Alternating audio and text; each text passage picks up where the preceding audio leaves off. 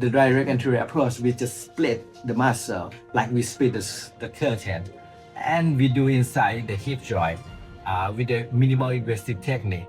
When we didn't cut the muscle, the recovery rate is very fast. Normally, mostly of the patient can stand there and walk in the day of the surgery, around like 6 hours after surgery.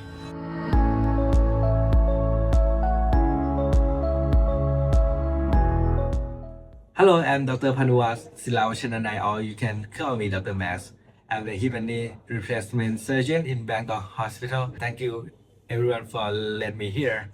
My passion is to help the patient like moving better, feeling confident, and no pain when do the mobility. So our hip and knee center is not about the technology or modern advanced techniques, but it's about accuracy diagnosis and the surgery we have to make it minimal invasive, but it can be reproducible. Why? Because we want the patient to gain mobility quicker. And another thing that's specialized is that we focus on the safety patient and safety surgery as well. That's the key. I will separate the problem between hip and the knee. For the hip, the patient always complain some discomfort or the pain in the front or in the side or in the back of the hip, and it's limit the activity and it's occurring every time. The problem mostly is that he cannot bend properly. He's feeling unstable and the pain inside the knee. You can see that the knee and the hip is quite a little bit more complex area of the anatomy inside. So the thing is that we have to do the accurate diagnosis to find the cause for that. Yeah, and sometimes the pain is not from the knee or the hip, it's from the spine. We have to do the differential diagnosis for that. We have to find the root cause.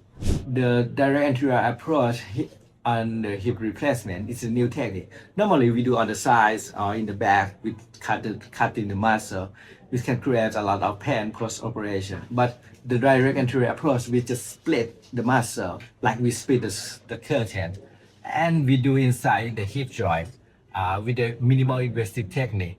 When we didn't cut the muscle, the recovery rate is very fast. Normally, mostly of the patient can stand there and walk in the day of the surgery, around like 6 hours after surgery. So and another thing is that when we didn't cut the muscle, it's have a less risk of the dislocation because every structure inside is still stable. Yeah, so there are lots of advantages of doing this thing.